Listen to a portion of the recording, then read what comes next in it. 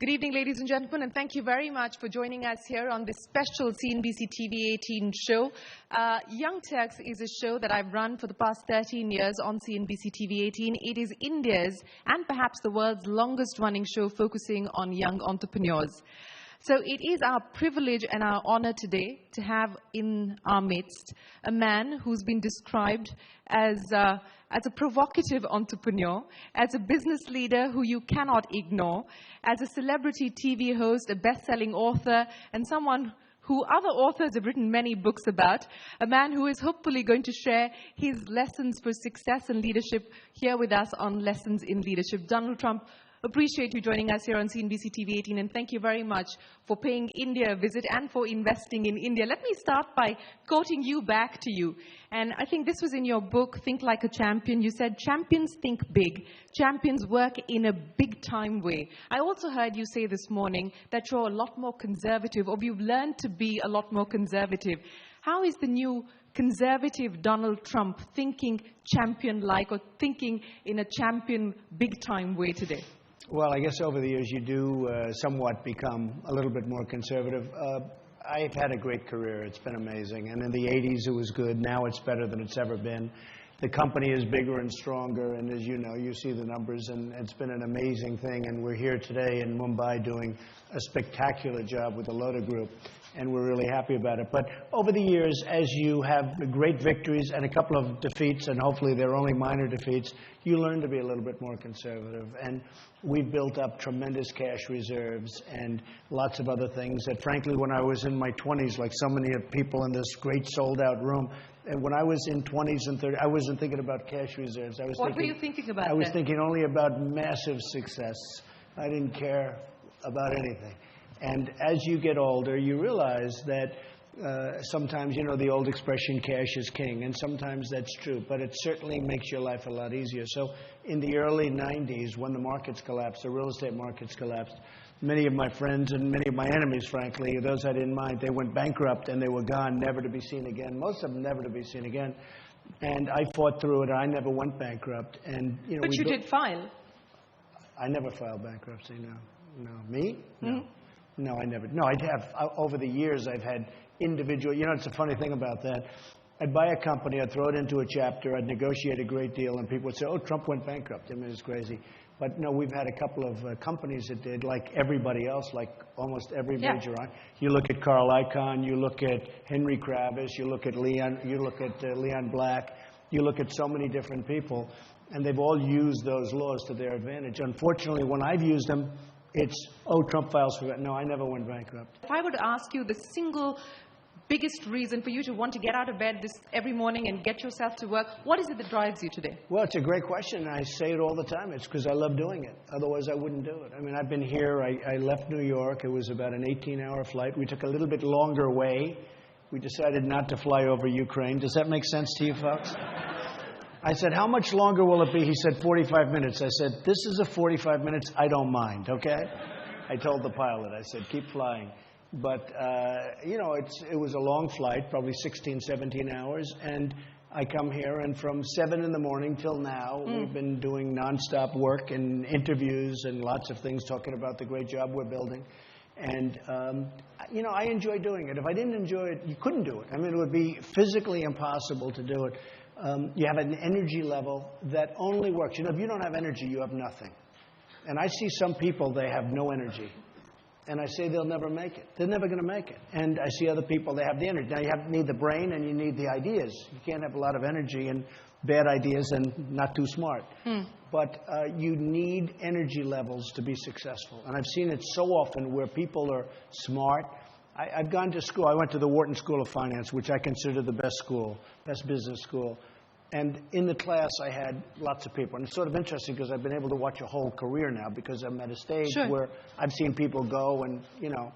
And a lot of the people that weren't, in my opinion, the best or the smartest became the most successful because they, right from the beginning, they had much more energy and drive. You had others that were really smart academically. They did fantastically well, but they didn't have that drive, and they had a lack of ability in one thing. They quit.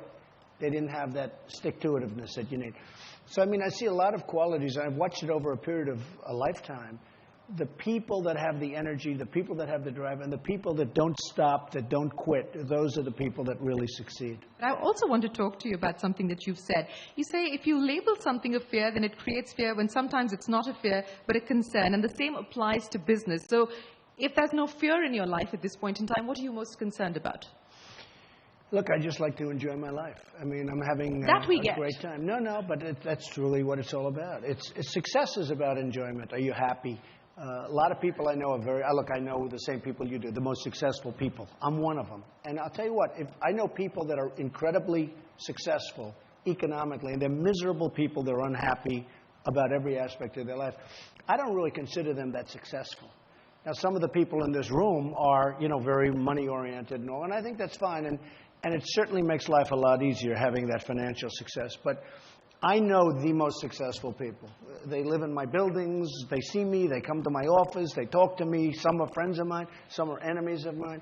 I will tell you that the most successful people, some of them, not all of them, but are very unhappy people. I don't consider them successful people. Does that make sense? It does make sense. Less so for CNBC, but for psychology, No, but really money doesn't drive you any longer? It drives me, and it ends up... You've had run-ins with a bunch of people on how much your net worth is really worth. Yeah. So are you really trying to tell me that money doesn't drive you anymore? What I don't like is when people lie. I mean, somebody wrote a book that my net worth is, and he knew the answer was something else. You have a lot of people that don't tell the truth. And I say, that's okay. But when people lie about it, and when they know, then you always like to challenge. I don't like people that lie. Why do you think they want to lie about you in specific? Because that's the second reference that you've made to the media wanting to pull you down. I will say this. Lie about this. I will say this. I've met many great people in the media, tremendous people, writers, etc., journalists, and they're very honorable. I've also met some of the most dishonest people I've ever met in the media. I've met some really terrible people. Scum, absolute scum. That's because they didn't say what you wanted them to say. No, that's not right. No, because they lied. I've met many people in the media that know they're doing the wrong story, but it's a better story if they write it the way. And I say, that was the wrong story. They say, well, my editors wanted it that way because it's a better story. And it was a lie. But I've met some very great journalists and some very fair journalists and some tough. I don't mind, if I get criticized for something, I don't mind if it's honest. But if it's dishonest knowingly... Who decides? You decide if it's honest or because dishonest, I'm the one that knows. So you're the judge and the jury. You know who else knows? The writer knows. And a lot of times the writers know it's dishonest. I've had people tell me, I know it's wrong, but it's a better story. That's dishonest. And I don't like those kind of people.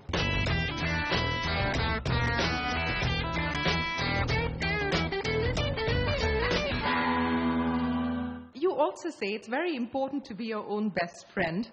If you can't say great things about yourself, who do you think will? So don't be afraid to toot your own horn when you've done something worth tooting about. Is there a downside to that? The conversation that we just finished having, you don't see somebody... That's the downside. That is the downside, People isn't it don't true? like you for it, but who cares? People don't like you for it. But it is true. I mean, but clearly you tooting your own horn, if you can do it in a nice way, but telling people of your achievement, who else is going to talk about it?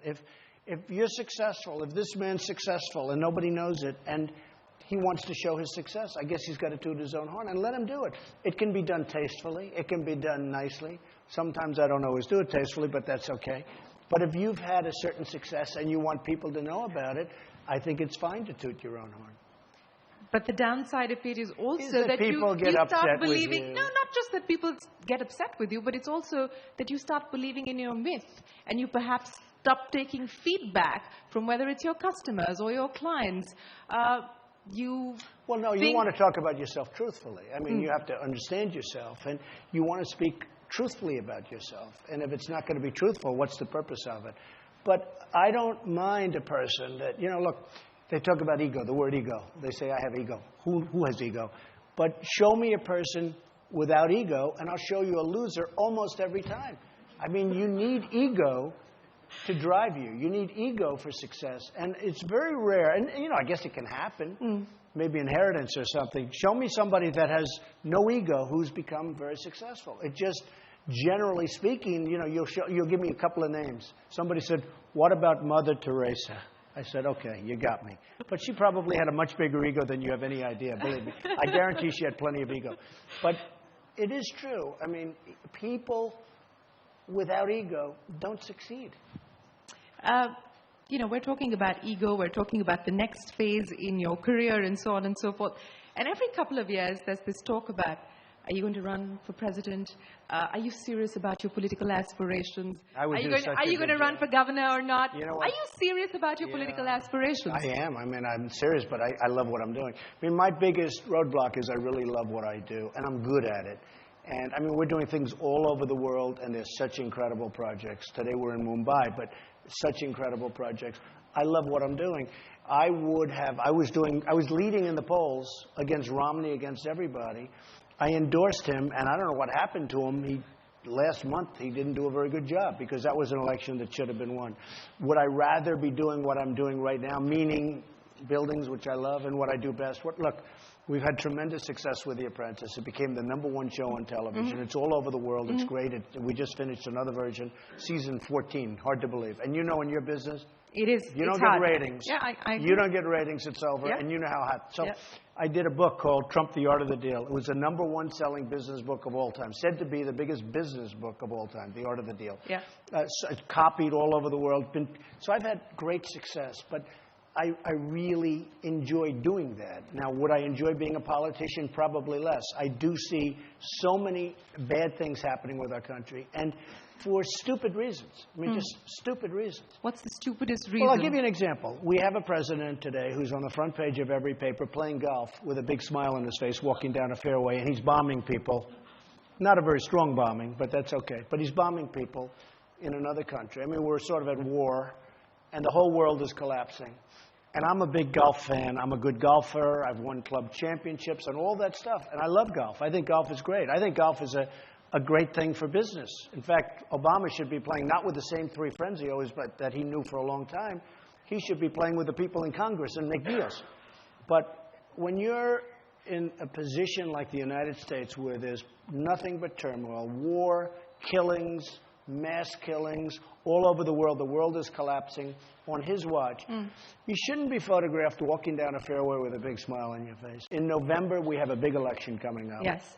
That election is going to determine a lot. The Senate, Congress, it's going to be very interesting. I think the Republicans will take the Senate. That's a big thing because that hasn't happened in a long time. The reason they're going to is because Obama is doing such a poor job that people are just tired. They're going to vote for Republicans. So let's say Obamacare being a disaster, etc. We'll see what happens.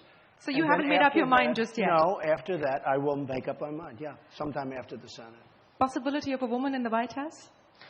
Well, you have Hillary is leading in the polls against other Democratic folks. But, don't forget Hillary, who's a friend of mine. I get along with her very well. Members of my club in Westchester. He's a terrific guy. He was very nice to me. He said, Donald's a friend of mine. He's a very good golfer. I thought that was a very nice statement. I like the golfer even more. But the truth is that she was leading the last time very substantially, and it was supposed to be her turn, and Obama came along and beat her. So you never know. The polls are very early, but right now it looks like somebody will be running against Hillary. And she won't be easy to beat. I think in a certain way, she will be much tougher to beat than Obama.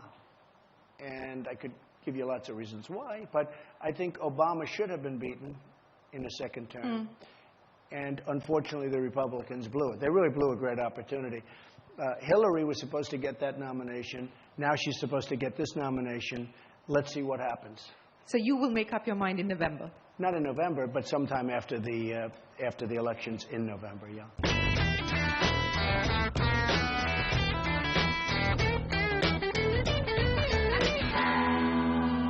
Would you rather be the most respected businessman, or would you rather be the richest businessman? Look, money is interesting because it's sort of a scorecard. That's all money is. I like to enjoy my life. I mean, more so than either of those, I want to enjoy my life. I want to have a good life. I want to put people to work. I want to create a lot of jobs, which I do. I create a lot of jobs. I'm a real job creator, tens of thousands of jobs over the years. And, that means education, that means hospitals, that means medical, it means a lot of So why do you then provoke such intense reactions? Why do people then say, boycott Macy's because they're selling Donald Trump ties? Well, and those ties are doing fantastically well. But they do say that because of my open stance against, let's say, Obama. And I have to say about Obama, look, if he were doing a great job as president, I would be the happiest guy. I'm a Republican, but I would love to see anybody, Democrat, be a great president, because that would be good for the country. And I would say he is doing a great job, but he's incapable of doing it. He just is. He's proven that. He's incapable of doing it. I would love to say he's doing a great job. So when I attack Obama, they said, oh, he must be a racist, because that's whenever they call Bill Clinton a racist. You understand that? Yeah. Bill Clinton is not a racist. But they attacked him and they said he's a racist. So anytime you attack Obama, you get accused of being a racist. So they said, oh, I'm a racist, therefore I shouldn't be able to sell ties in Macy's. Well, nobody believed it, and the ties are through the roof, and it does very well. Another one is Serta mattresses. I mean, my primary business, of course, as you know, is real estate. But I do other things. And Serta mattresses, all of the celebrities that they had, they gave them all up because I blew them away. Why? I don't know. You'll have to tell me. But, you know, from ties to mattresses, and they may all be best-selling items in their categories, but don't you worry about line extending the Trump brand? No, I don't think about it, to be honest with you. Why not? Whatever it is, hey, whatever it is, it is. Look, I tell people, sometimes people try so hard that they're incapable of movement. I do things. When I did The Apprentice, I was told by the biggest agent in Hollywood, let's call him Jim, Donald, I don't want you doing that show. It's going to be a massive failure. I don't want you doing it. I heard you made a deal with NBC and Mark Burnett. I said I did. I shook his hand. Well, I don't want you doing it. I said, I can't do that because I'm actually a very honorable person. You know, a lot of people don't know that. I'm an honorable guy. When I shake a hand, it does mean something. I said, Jim, I can't do that. I can't. He said, look, there's never been a business show in prime time that's made it. This was 10 years ago. And we just finished season 14 taping it. It's going on soon. But there's never been a show that's made it in business with a business thing, and you understand that. Yeah. There's never been. He said, it will fail, and besides that, 97% of the shows that go on television fail. I said, why didn't you tell me those facts before I shook hands? He said, you have to break the deal. You'll be embarrassed. I said, I can't break the deal. I shook hands. So I did the show, went to #1 show on television. Started at 10, went to 8, went to 7, went to 4, went to 2, and went to 1. So all of a sudden, I'm a movie star. I have the #1 show on television. I say, wow, this is great. And I get a call from the head of NBC. And it's my birthday. He said, Donald, I didn't even know him. He said, Donald, I'd like to wish you a happy birthday. 7 in the morning. My wife said, who is that? I said, the president of NBC. I said, I must be a star. Then what happened? I get a call from Jim, my agent. He said, Donald, congratulations. You just made #1. You're the #1 show on television. I said, I know. Well, you didn't want me to do it. He said, I would really like to see you. Why? I think I'm entitled to a commission. I said, what do you mean you're entitled to a commission? You didn't want me to do the show? He said, no, I said, how much do you want? He said, would $3 or $4 million be fair? I said, Jim, you're fired. That was the end of that. But you know, just getting back to when I did The Apprentice, everybody said, don't do it. It's not going to work. You're going to embarrass yourself. In fact, it was sort of funny because when I did it, they sent me to a 1-year contract, unlike you, where they have probably all sorts of options. They have you tied up, right? No. Okay. Well, in my case, they did one show because they figured it was one and go, right? It was going to go on, go off, and that. Yeah. They didn't even waste the ink on the options. They wish they did that because they paid me tens of millions of dollars for the show. Who knew this was going to be? So what I do is I go by my instinct. I go by my gut. If I want to do something, I do it. If I don't want to do something, I don't do it. So coming back to the issue of branding, because you're selling the idea of exclusivity, you're selling the idea of luxury, and the guys who are paying top dollar to buy your properties then don't want to see people wearing a Donald Trump tie or sleeping on a Donald Trump mattress. Don't you believe that there is a danger there of line extending yourself? What's the danger? Okay, so the tie doesn't sell, the mattress, it's not danger. Danger is like at a much higher level than that, okay? That's not danger. But, you know, it's interesting with branding. Somebody asked me the question today because, you know, most of the jobs I do myself, like if it's around New York, when I come to Mumbai or when I come to places like Rio, we have great partners. And they're fantastic partners. But I can't build in Dubai. First of all, in Mumbai, and we're doing a great job in Dubai with another great partner, as you probably have heard. Fantastic partner. But when you're that far away from home and you have a problem with a contractor, you don't want to be in New York and you have to travel to India to work out a deal with a contractor. But when it comes to branding, branding is a very interesting thing. But I said today, it's, to me, more about the quality of what I do. I build great buildings. And I believe those buildings really speak for themselves. And you can't fool the public by putting the name Trump on a building, and it's not a great building, and all of a sudden it's supposed to be a success. They'll give it, the public is very smart. They'll give it a good, solid look, and maybe that's the advantage I have over anybody else. But in the end, it's about quality. You have to give them the product. And I feel strongly about that. I feel so strongly about that. And what I do best is build. A lot of the builders in New York will tell you Trump is the best builder. I still think it's about, the branding is very important, but I still think ultimately it's about quality. You've got to do quality work. And to me, that's more important than the branding.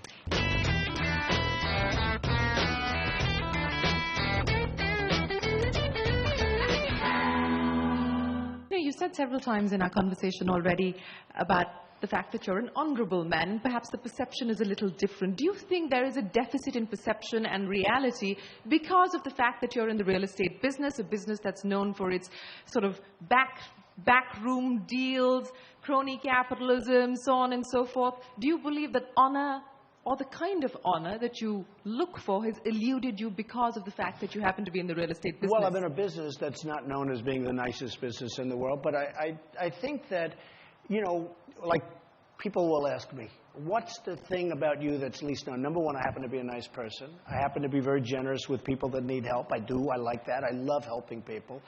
And also, I'm very honorable. Like I told you the story in The Apprentice. Had I been less than honorable, based on the information I was getting, I should have never done that show, because my agent is saying, are you crazy? You're going to embarrass yourself. It's going to be very bad for your brand. It's going to be bad for your name, meaning your brand. But I said I have to do it because I shook hands. I didn't want to do it after that, by the way, but I had to do it because I shook hands. No, I think I'm a very honorable person. I'll tell you, politically, that may be a huge disadvantage for me, because I say what I want and I say what's true. And I think that's why I register so well in polls whenever they put me in polls, because I do say the truth and I do say what I want. Now, I'm a smart guy. I went to the Wharton School of Finance. I don't have to say those things. But I am an honorable person. I'm an honest person, so I say what is appropriate to say. In other words, I'm not a good liar. And a politician probably has to be a good liar, because you see some of these guys on television. I mean, you know they're lying through their teeth. And you say, how do they get away with it? But they get away with it, and that's why they're politicians. This need to provoke and this need to sort of get people to sit up and, you know, gasp and react to everything that you're saying. You like to be at the center of attention, don't you? I don't think so. I don't think I need. Somebody else said that the other day, that you love provoking people, and I'm not sure that's true. I don't think tweets that's on the true. Ebola virus. What was that about? I don't think it's true at all. You're fired. I'm only kidding. I don't think I do that intentionally. I think things I say are somewhat controversial, but they're always true. Always true. They're generally true, or at least I believe them to be true. And some people may think that's provocative. But people think I enjoy provoking people or needling people. It's not that I do, but I'm, again, a very honest person. I say what, and that does provoke certain people. So there is a debate on, and you know, we saw this happen post the 2009 financial crisis, on a new form of capitalism. And you've seen the backlash in the U.S., the anger against the 1% club and so on and so forth. Where do you stand on what we need to change about the way we do business?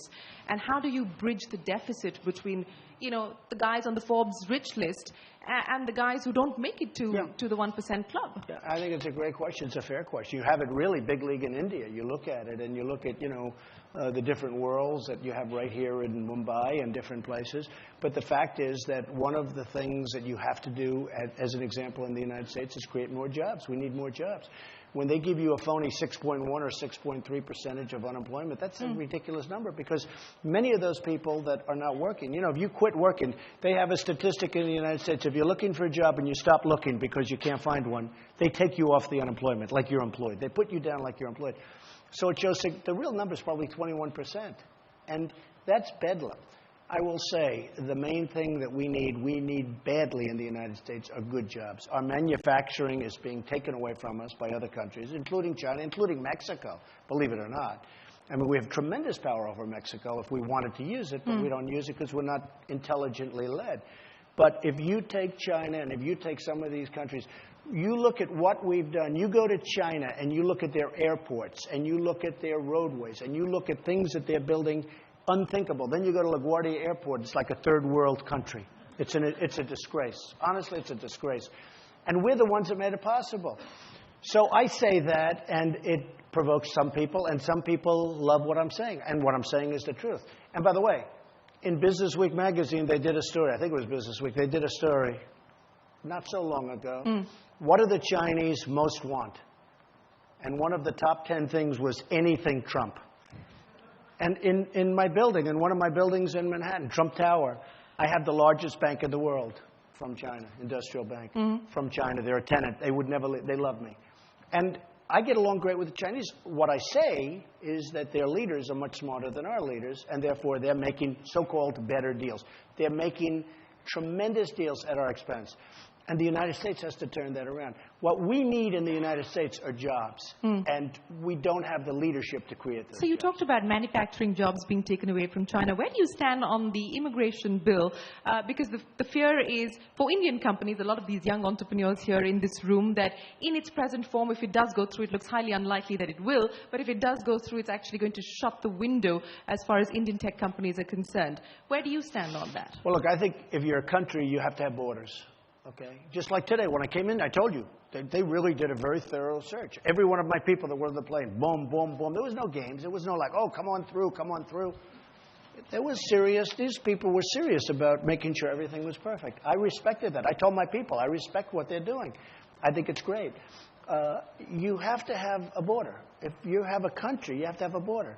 So if somebody wants to come in through the legal channels, that's fine. But you can't just walk across and say, okay, good, everybody's a citizen. Yeah, but this is not. This is about access to brain power. This is about free flow of human capital from one economy to another economy. So do you believe that that should be okay, or that's not okay? I'll give you an example. You go to Harvard, you go to Wharton. You're number one in your class. You come from India. You come from China. You come from anywhere. You go to Harvard. You go to Wharton, number one in the class, you graduate, they throw you out of the country. You go back to China, and you beat the brains out of the people in the United States. And you want to stay. You want to stay in the United States, but you can't. Now, you tell me why. In that case, I'm all for staying. You know, when you have education, when you're educated in our country, and you're a wonderful student, I think those people should be allowed to stay. They should make some kind of... Now, some of the people that we're getting in the United States are people you don't want. We're getting criminals. We're getting people from jails. They're releasing them. We're like a dumping ground. They're releasing them into the United States, into the southern borders, all over the place. And that's got to be stopped. And it's got to be stopped immediately. And you have to take those people and get them out. And you have to be tough. And we're not tough about it. And I don't know, is it that we're not tough, or are they just incompetent? Because I have a feeling there's a lot of incompetence beyond toughness. I don't even think it's toughness. I think they're incompetent.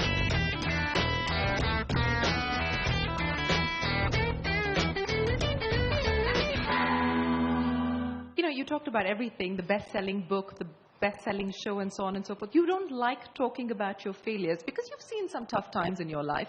You don't like talking about that, or do you believe that it's best not to focus on the bad times? Or what have been your learnings from the tough times that you've gone through? Yeah, well, look, again, I've had friends that went It's not good for the Trump brand to talk about I told you, I've had friends that went bankrupt, and they've never been able to come back. You know, they've never been able to, and I never went bankrupt. But I will tell you, I've had tough times like everybody. I don't consider them tough times. I consider it a learning experience. You know, I learned a lot in the early 90s when everyone was going down the tubes. The real estate markets had totally collapsed. You couldn't get 10 cents from the banks. The banks were all going bad, as you remember. You probably don't remember, but it's a long time ago. But early 90s.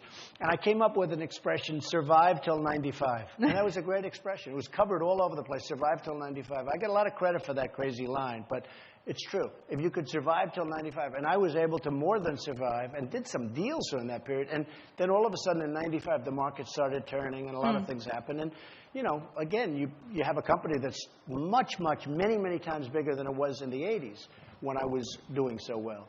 So, I don't know. You have to learn, and it is important for the room because it's such a great room, and I look at all these young, smart, fresh faces, and some older faces, which is fine too. But I look at all of these faces, and I think, you know, experience is just a wonderful thing. Learning from experience is a wonderful thing. If you can learn from other people's experience, that's even better, though. If you see other people making mistakes, learn from it. You don't have to make those mistakes yourself. But experience and learning from experience. So when I went through tough times, I learned a lot. First of all, I learned a lot about myself. I learned I could take it. Because I had friends that went through tough times, and some committed suicide. Some just went into a shell. Some went home and said, Mama, don't let me out in the real world again. You know, I had friends that just totally disintegrated. And I had others that were able to handle it. And then I had a couple, but I had a couple that thrived under those conditions. So what you do is you learn about yourself a lot. So when you go through tough periods, you want to get through it, you want to get done.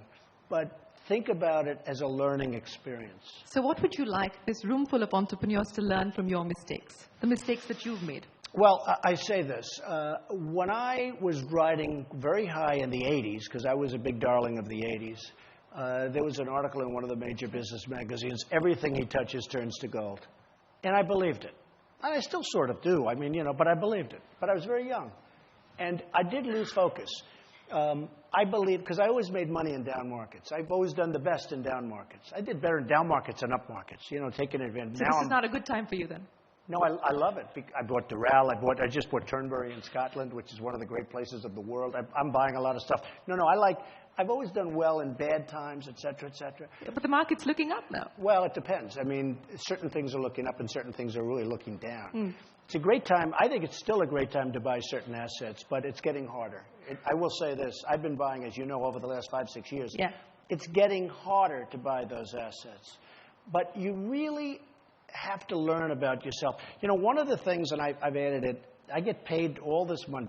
For you, I'm getting nothing, by the way, but I'm doing this from my friends, from my partners. The love. I'm doing this live. I'm doing live television. Young Indian entrepreneurs. But I will say this. I get paid a lot of money to make speeches, and I give the money to charities, and I'm happy about it and all this. But one of the words I've added over the last couple of years was pressure. A lot of people, most people, do not have the ability to handle pressure. It's like a golfer. He's a good golfer, but under pressure, he can't sink a 3-foot putt. He can't even take the putter back, okay?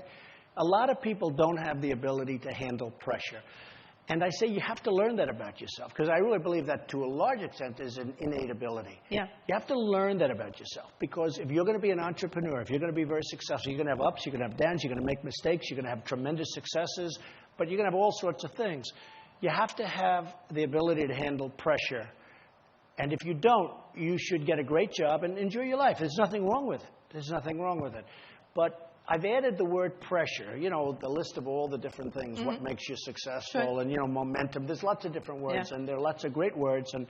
But a word pressure is turning out to be more of an important word, and more people are responding to it, because a lot of people that I watch have no ability to handle pressure when times are bad. And I could give you so many examples, and they fail. So you have to learn that about yourself. Do you have the ability to handle pressure? Are you able to sleep at night and get up the next morning and go out and just absolutely destroy the competition? Because if you don't have that ability, it's very hard to be an entrepreneur.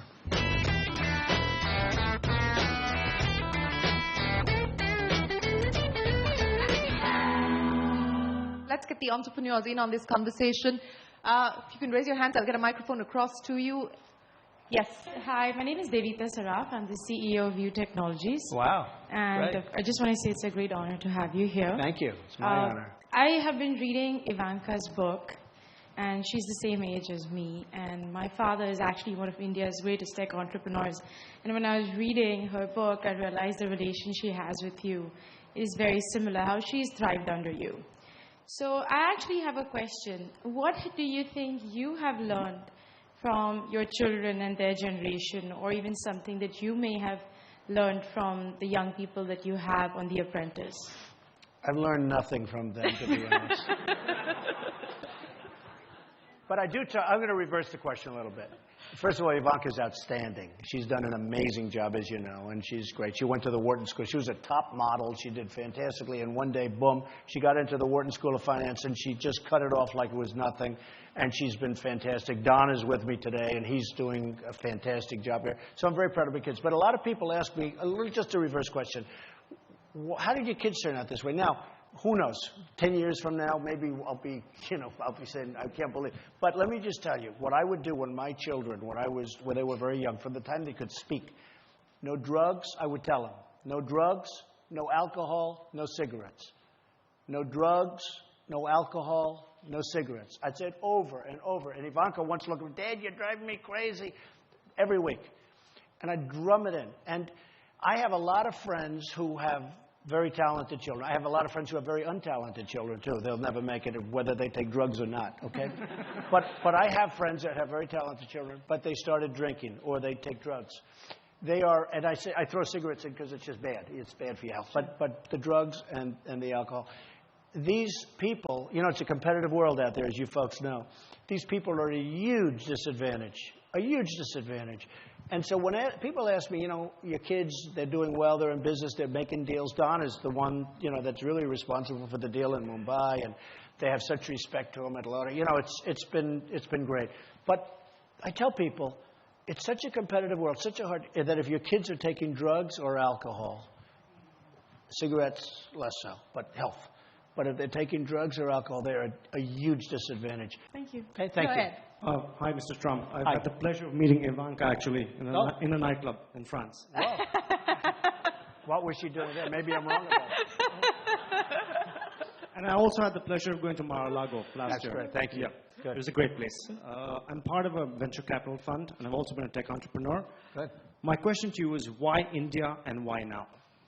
Well, I've always respected India greatly. I have many, many friends from India. I have many people from India that live in Trump apartments, mostly in New York. Trump Tower, Trump World Tower, Trump International Hotel, where they live in the building. So many, Trump Soho. We have so many buildings where people from India live there. I know so many families, the Hinduja family. I know so many families they've lived in Trump Tower for many, many years. They have numerous apartments. They're a fantastic family. I don't know if you like them in the room, but I like them. What can I tell you? They're great people. And I have great respect for people from India, and I have great respect for the country. And I said something before that is interesting. I've watched the political cycles, and I've watched all that's going on with India. I think your Prime Minister, the new Prime Minister, has done an excellent job. I don't know him. I've never met him. But I think he's brought people together, because there was a time when people would not want to invest in India not so long ago. I think he's really brought people together. Whether you like him or don't like him, I can tell you this is the outside perception. So I give great credit to your new Prime Minister. A lot of people have come together, and a lot of people like him. Mr. Trump, hi. My name is Saket Modi. I run a cybersecurity organization based out of India. Good. My question to you is that I've been going through your history, and for me, your entire life history is more like a Hollywood movie. It's like a real life. We all love Frank Underwood doing wrong things, and it's like a part of the master plan. And the way you said you filed bankruptcy, obviously for your own, the right reasons. And of course, clearly you've come out from it like in a brilliant way. And it all adds up. Now, my question is that we work very closely with tech companies, the largest ones, the IBMs and the Ciscos. And the next 5 years will be transformational when you talk about the digital business. So, in infrastructure, right from having intelligent buildings and intelligent towers, it is all going to come up. Now, I'm not going to ask you that what are you looking at and what kind of digital revolution you look at. But next 5 years will definitely be a very big transformation when you talk about business perspective of the real estate. I mean, I believe, not with a lot of experience, but that changes. So how do you look at such a challenge? It's a hell of a long question. It's a good question. Transformation for the real estate business. I will say this. Look, real estate's different from a lot of other businesses. If I were in the internet business or the computer business, I'd go crazy, because you come up with an idea, the iPhone, you come up with an idea, and 2 days later somebody comes up with a better, it's obsolete. The real estate business is basically an old-fashioned business. It's get the best location, get the best building, make sure you manage it properly, get great tenants. It's never going to change. Now, it can be computerized, and we do all sorts of things environmentally, and we save money on oil, and we save money on this and that, and we fight certain things that we should fight. But the real estate business is a little bit of an old-fashioned business. And I like it because you can touch it, you can feel it. It's there. I own a building. I own Trump Tower on 57th Street and 5th Avenue. I've got the best tenants, including from China. I've got the best tenants. I've got, you can feel it. It's beautiful. I own the old post office, or I own this or that. I own these great buildings all over the world. I own these buildings. They're great. But with, technology, I look at some of these technology companies, and what is it? They come up with an idea. 2 months later, the idea is no good. In the meantime, they've sold their company for $700 million. They're 21 years old, and they can't read or write. Or some of them can read and write very well. But the fact is, the company has no value. I'm looking at some of those deals and some of the mergers where they're buying these companies. I'm looking at numbers where a company makes no money, and it's worth hundreds of billions and billions of dollars. And it makes no money, and it has no prospect to make any money, but they value it highly. Now, who knows? I like real estate. Go ahead. Thank you, Mr. Trump, for being here. I'm Pankaj Poddar. I also am an entrepreneur in a business that is associated with real estate. Good. What I'd like to know from you is, if I walk out of this room with one piece of advice for an entrepreneur, an early stage entrepreneur, what would that be? Like fundamentally, something that I or any of the entrepreneurs here should keep in mind. Okay, look, I can give you the stock answer. You got to love what you do, all that stuff. Okay, But one of the answers is, and that I think is very important, is, and especially as an entrepreneur, you have to pick a business that works. Because there are some businesses that are very tough. Now, if you don't like it, cancel that. Because, you may see, oh, gee, I like the oil business is great, which I do like. I love the oil business. I think it's a great business. And I tell people, go into energy, go into oil. I really recommend that strongly because a lot of friends call, would you meet my son or would you meet my daughter, and give them some. But you have to love the business. But some people go in, for instance, when I went to school, 2 people. One was really smart. The other one was not so smart. The not so smart one went to work for a big oil company. The really smart one went to work for an airline. Well, let me tell you, the not so smart one is a very rich man today and does very well and heads up a company and he makes money and is in the energy business and the oil and gas business, does great. And the guy running the airline it's tough. But he was smarter. He was smarter. He was tougher. He had everything. He even looked better. Not that that matters. He had everything.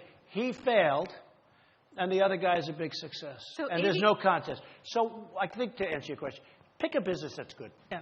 Donald Trump, it's been a pleasure. Thank you very much for joining us here on this special show on CNBC TV 18. Thank you very much indeed. Thank you very much. Thank you so much. Appreciate it. Thank you. Thank you very much.